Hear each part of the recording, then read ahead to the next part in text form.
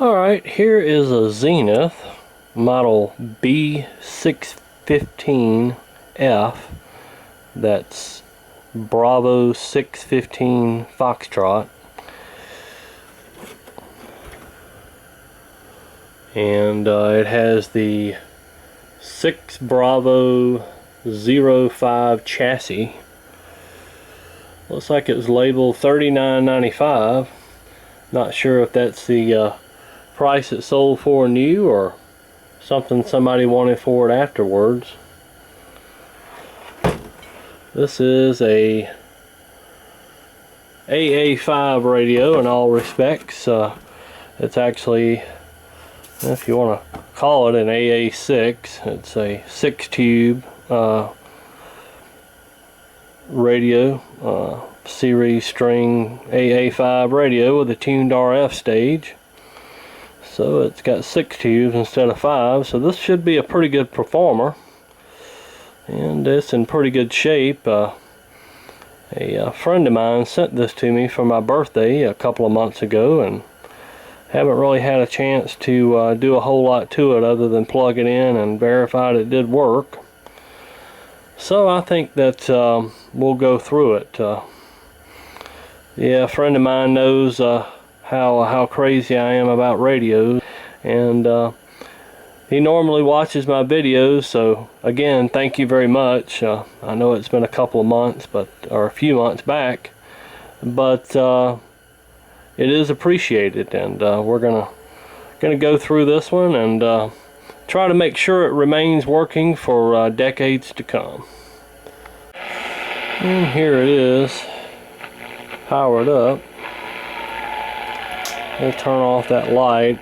Not going to get rid of all the camera and interference and buzz.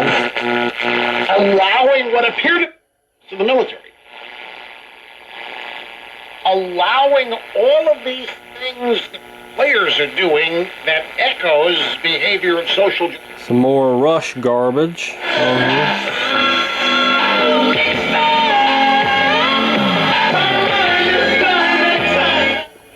Got a pretty good sounding speaker in it. I'd imagine with this big grill it must be a pretty decent sized speaker.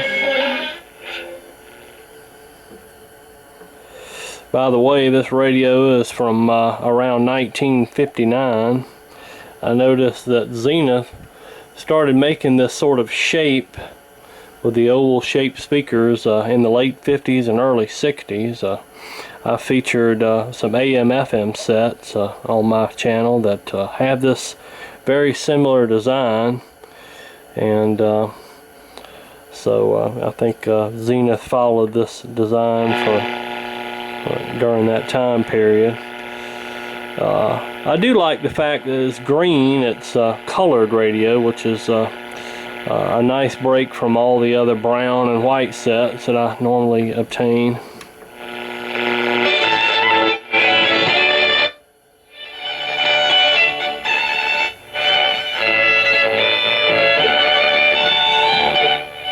That station still sounds and 93.3. kind of fuzzy a little bit.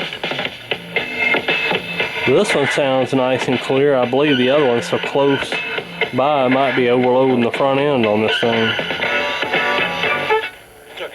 When you're in home and you're sitting...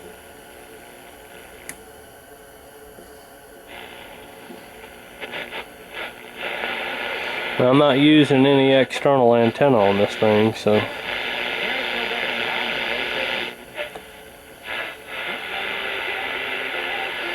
I was hoping I might pick up 970 about 45 miles away, but it sounds like the tuning plates are rubbing together there. So we'll need to look into that.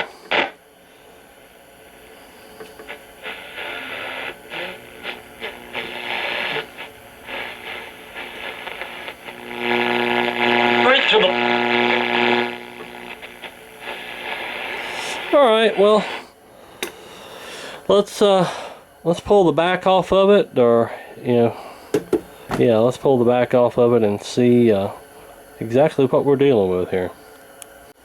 Alright, so when pulling this thing apart, up under the bottom of it you have a screw here and a screw there. You have 3 screws here to hold the actual chassis in here, and I think the other screws, these 2 here and then the 2 on the back, 1 here and 1 here, actually hold the front faceplate in. So anyway, this radio has a 6 tube lineup of 35 W4 rectifier tube, 35 C5 audio output tube, 12 AB6 first audio tube. You got your 12 BE6 and 2 12 BA6s. Alright, and here's the bottom side of the chassis with the 3-gang tuner. And it's mostly disc except for a few paper capacitors. There's like 3 paper capacitors or 4 paper capacitors in here. And not really a whole lot to it. This power cord on this thing is extremely short, so I may take this off and put a new power cord on it if I have one around here. I've replaced so many power cords on sets, I'm getting kind of low, and I'm going to have to find some junk stuff to cut cords off of, I guess. But this one's got a brown power cord, and I'm about 99% sure I don't have anything of that color, so I may end up having to put on there what I've got. This power cord works and it's okay, but apparently must have had some sort of issue with it, because at the end of the cord it's got one of those add-on plugs, so obviously that's why it's so short. It's probably the factory power cord, and it's in okay shape, but it's pretty short. It's probably maybe 3 feet long at the longest, and that's just too short for most people to even worry about, even to be able to even use. And this set has a large, looks like a 6-inch or so speaker, almost like a 6x9. And we have some replacement tubes in here. Some, what are these? TEN brand. Never seen them before. 10. Probably a Japanese brand from the 60s or so. And all the other ones look like Zenith tubes. So there has been some tube changing in this thing over the years, but all in all, a pretty simple chassis, and not really a whole lot going on with this thing, so we'll probably just go through and do a normal resistor and capacitor check and let it go at that. It's pretty much already working anyway. Alright, so I've got all of our capacitors replaced in here, excluding the filter capacitor. It seemed to be fine, so I'm not going to mess with that. There's quite a lot involved to changing that, so we'll just leave that as is. So the next thing I want to do is go through and check some of these resistors. I'm sure they've gone up in value, and we'll see if there's anything abnormal there. Like I said, mostly disc capacitors in here, so really not a whole lot to worry about. Here's an example of a resistor that's gone up in value. As you can see, yellow, violet, yellow. 470K is right at 600K. And here, same resistor, or same value, different resistor. The other one's over there. And we have the same story on this one. Yeah, these old carbon comp resistors, they don't hold up too well over time. I'm going to do a, for lack of a better term, a Shango here, and show you nature close up inside these radios. Looks like some kind of egg sac and a spider spider thing. I flipped this disc capacitor over to look under it. I saw something sticking out of it, and there you have it. Lovely. Alright, I got it back together, and hear static and tuned around and pick up a few stations. So everything seems to be working, but we still have the problem with our tuning plates. Demonstrate.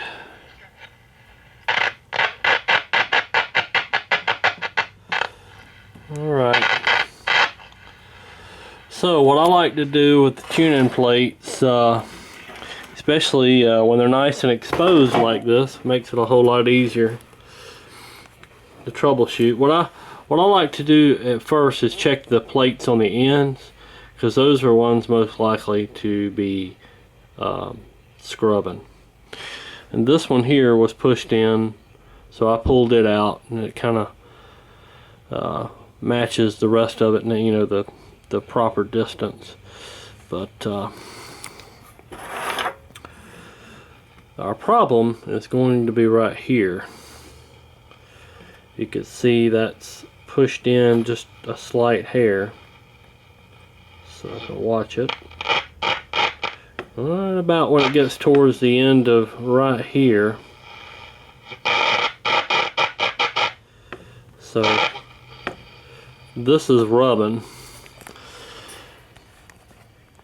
A good way to get these bent back out is to take a piece of paper and kind of adjust the thickness on them and just kind of rub them between. Of course, I'm not going to be able to get this one in here because I'm doing a video, but you can kind of, with these outer ones, you can kind of bend them with your finger like that. Just try not to bend the one next to it, because then you're going to be kind of in the same boat. If you push that one in, it's going to be rubbing too. A lot of people like to take a piece of paper and kind of run it. Let me get the camera angle. Kind of run it through like this, so your distances are kind of about the same. You may have to thicken your paper up a little bit to get it to work, but you can kind of get it about the same when you run it through. But anyway, I think with this one I'm just going to bend this out here. Just kind of take my fingernail here and just kind of bend it. And if you tune up the dial and it still rubs, you know you haven't bent it enough. See, now it's gone.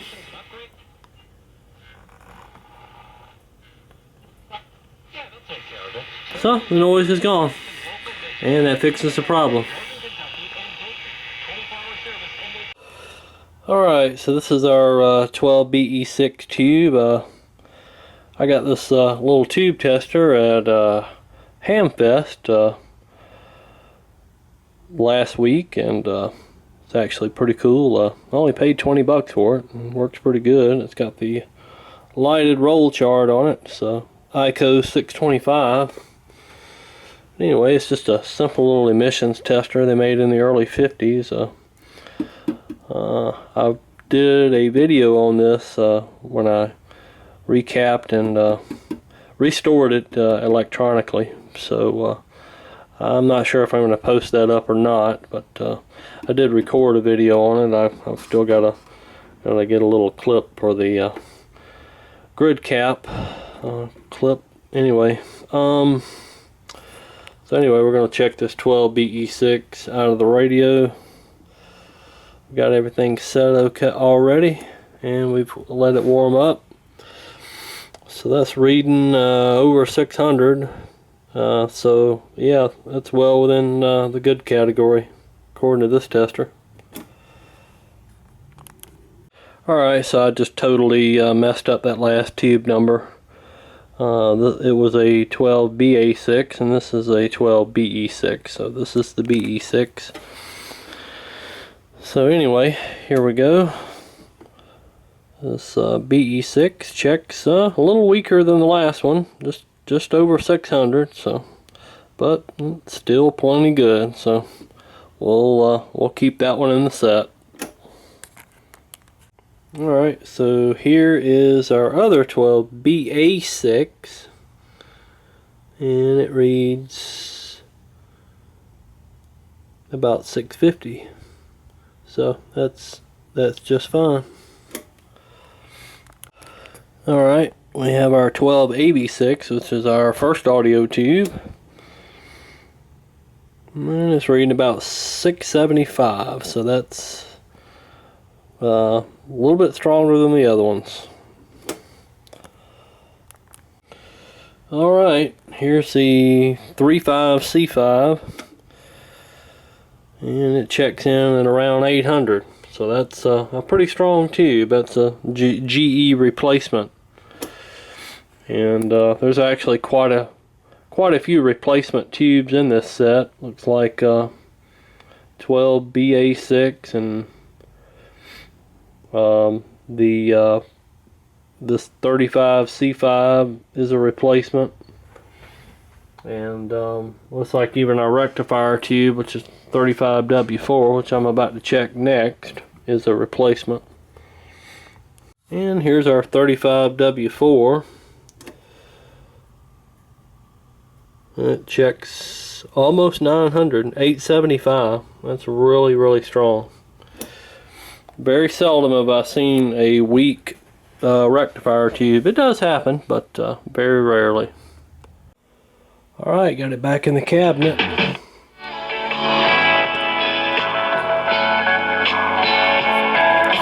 We'll tune around the dial here and see what all we can pick up.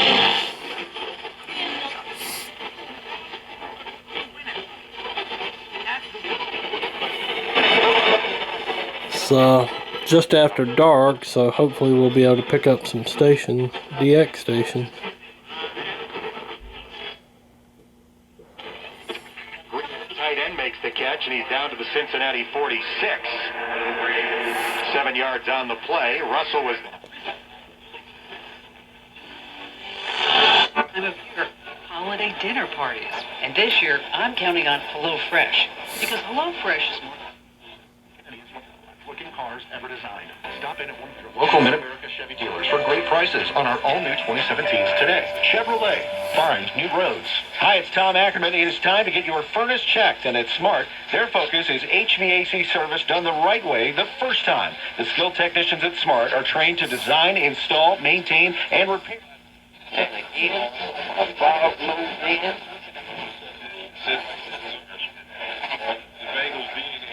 Shows numbers for football.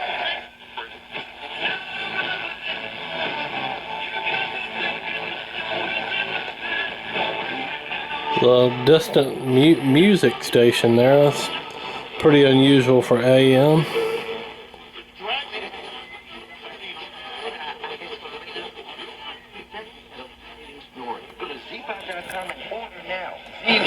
ZYPPAH.com. It's happy Z's from better. Are we fleeing or is that a surfer dude no more? Then it was securing. It's a little overwhelming. It's a lot of changes if it comes to pass.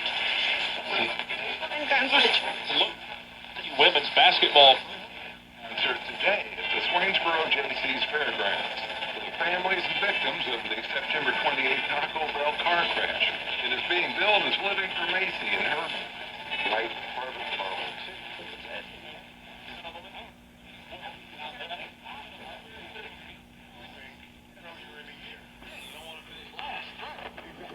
You don't want to say that we came in last. Do you want any different story? So we've got that for you. And as we go on today, it'll be House Ways and Means Committee. Kind of desensitized as you get to the lower end of the band. In the last segment, and most people aren't just investing into stock. I mean, we own two stocks, we own this, but you brought up the mutual fund. The mutual fund is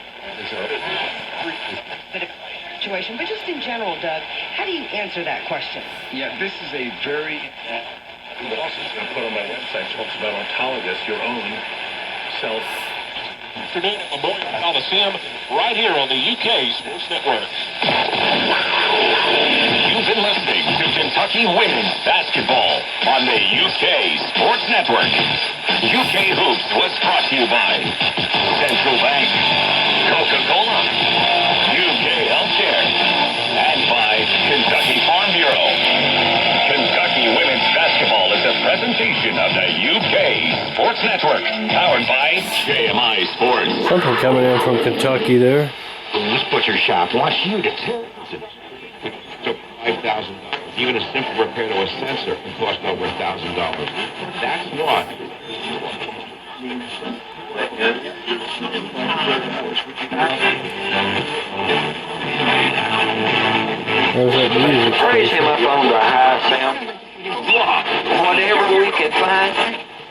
south of Highway 40. Midwest Month Bureau an A plus. Call 314-481-0770. That's 481-0770. That's got to be our local station. That's blaring in here. Scans, which one's really the best? We're gonna kind of go in there.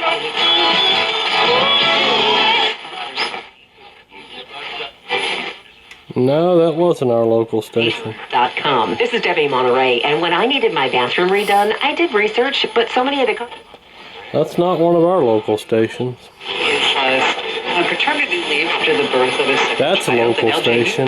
Find our news feed and information. That's a local station. That's a local station. That's pretty much all our local station. The way he has with doing that.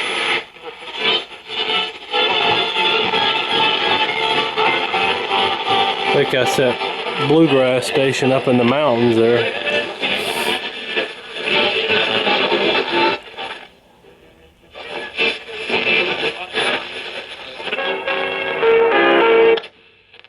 ...was over the past 12 years. Call them at 636-1100, GraniteTransformations.com. 60 Minutes was denied access to the world's largest humanitarian crisis. It's desperation. All right, well, here's my 1959 Zenith B615F.